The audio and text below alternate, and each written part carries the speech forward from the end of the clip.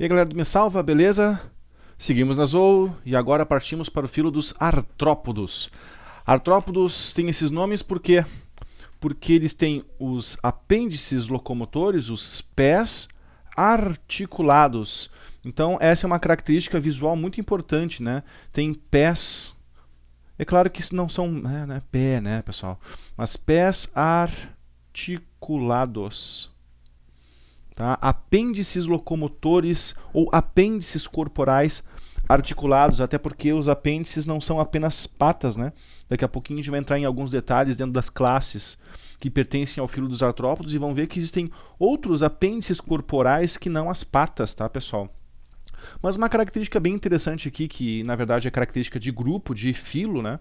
Além desses apêndices locomotores articulados, obviamente todos eles possuírem um celoma verdadeiro, todos eles serem triblásticos, todos eles terem um tubo digestivo, eu vou abreviar, tá, pessoal? Tubo digestivo completo, ou seja, com boca e ânus, e aqui começam a aparecer algumas glândulazinhas anexas ao tubo digestivo, terem simetria bilateral, tá? Bilateral, tá? E um exoesqueleto, tá, pessoal?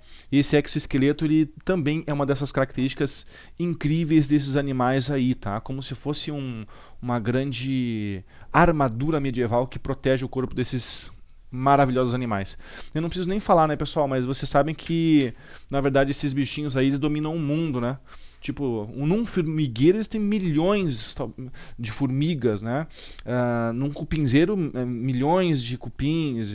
Enfim, eles dominam o mundo, né? Eles estão em todos os ambientes. Eles estão no ar, eles estão na água doce, eles estão na água marinha, eles estão no solo, eles estão no subsolo.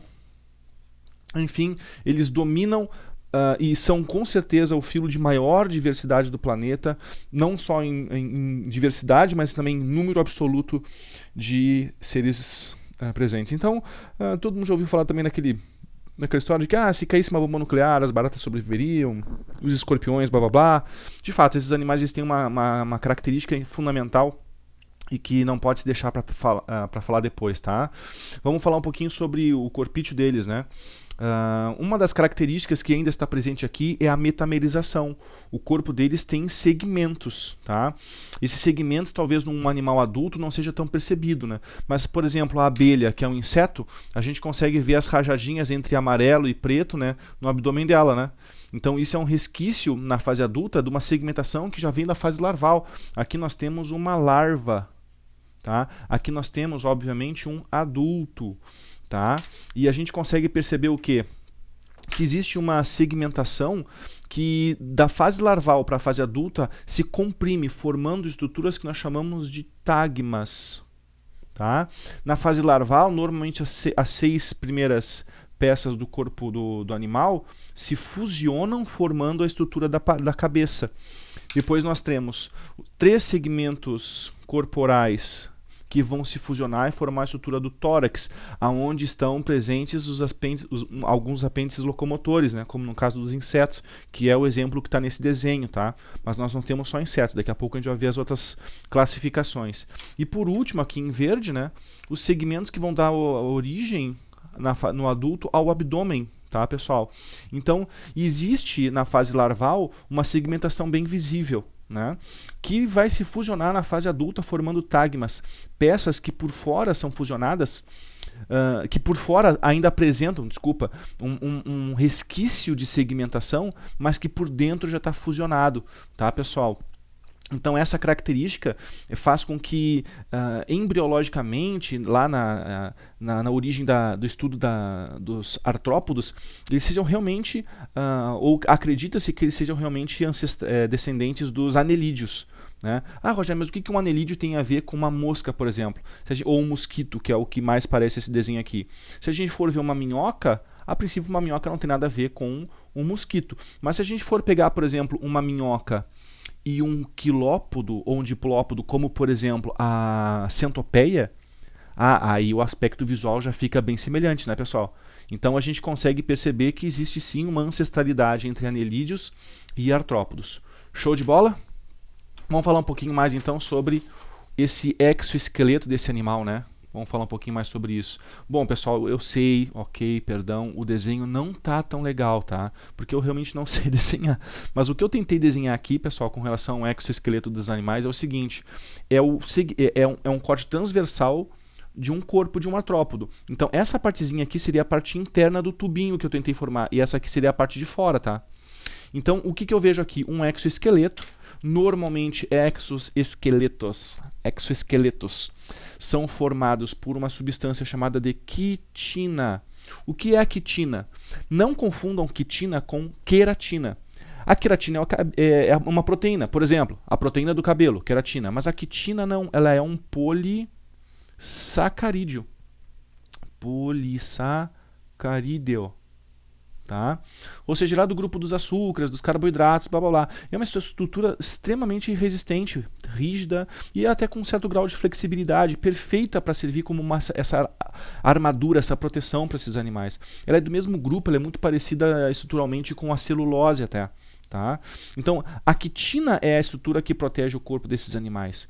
Nos crustáceos, ou seja, nos animais marinhos, essa quitina ela pode sofrer depósitos e o reforço do carbonato de cálcio, tá? Que é o que a gente encontra, por exemplo, nos caranguejos, na lagosta, no siri, o que confere uma resistência muito maior. Rogério, mas e aí então como é que eles se locomovem, né? Como é que é a estrutura dentro deles, né? Bom, se tu conseguiu imaginar que essa aqui é a parte de dentro do tubo e essa aqui é a parte de fora do tubo desse corpo, e aqui é a mesma coisa nas patas, os músculos eles estão na parte interna do corpo, tá? Eles estão na parte interna do corpo e ajudam na articulação, na movimentação, então, desse corpo do animal. O que eu estou tentando desenhar aqui é justamente os músculos dele, né? Que então ficam na parte mais interna. Certo? E com relação a alguns animais que possuem asa, vou tentar desenhar uma asa aqui, tá? Vamos supor que seja o segmento da asa. E existem músculos também que são dorsoventrais, que ajudam nessa compressão do corpo do animal, tá? Comprimindo o corpo e fazendo com que essas asas batam para cima e para baixo, numa frequência que você já deve imaginar seja uma frequência muito alta. Rogério, mas eu vou falar uma coisa aqui que parece bizarra e ok, até é, mas se a gente for parar para pensar por um outro ponto de vista, se torna interessante.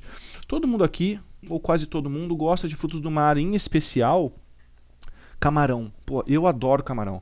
Mas o que a gente está comendo quando come camarão? Quando a gente come camarão, nós comemos músculos. Tá? Músculos que estão na parte do abdômen, na sua maior parte. Então, qual é a lógica de nós comermos, por exemplo, camarão e os seus poderosos músculos de locomoção, ou então lagosta, para aqueles que têm um poder aquisitivo maior e não são tão pobres quanto eu?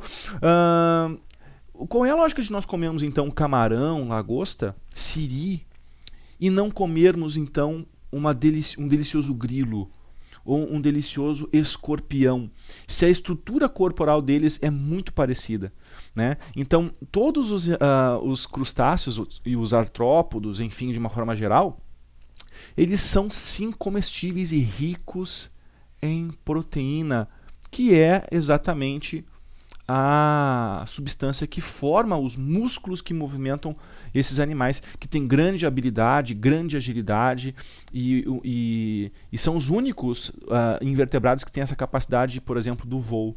Certo, pessoal?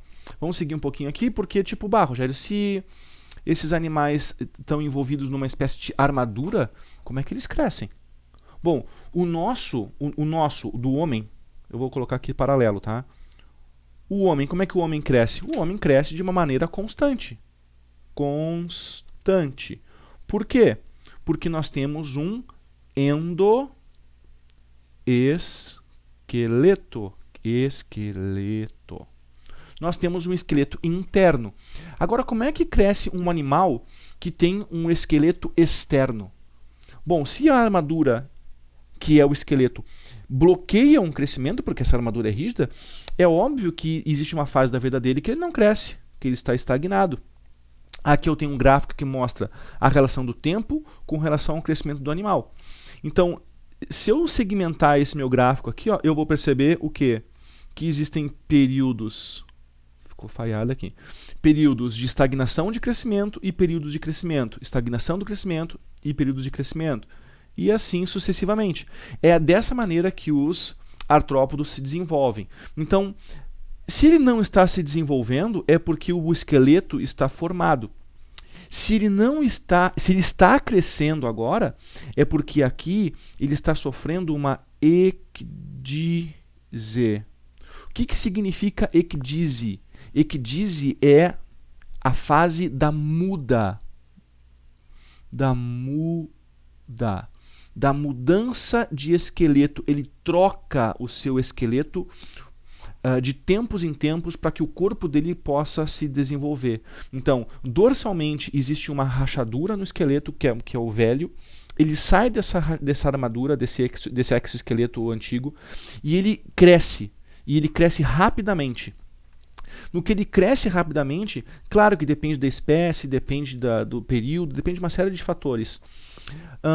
Ele vai secretando a quitina, e essa quitina, ao entrar em contato com o ar, ela vai se enrijecendo novamente e ele passa a viver novamente um tempo sem crescer.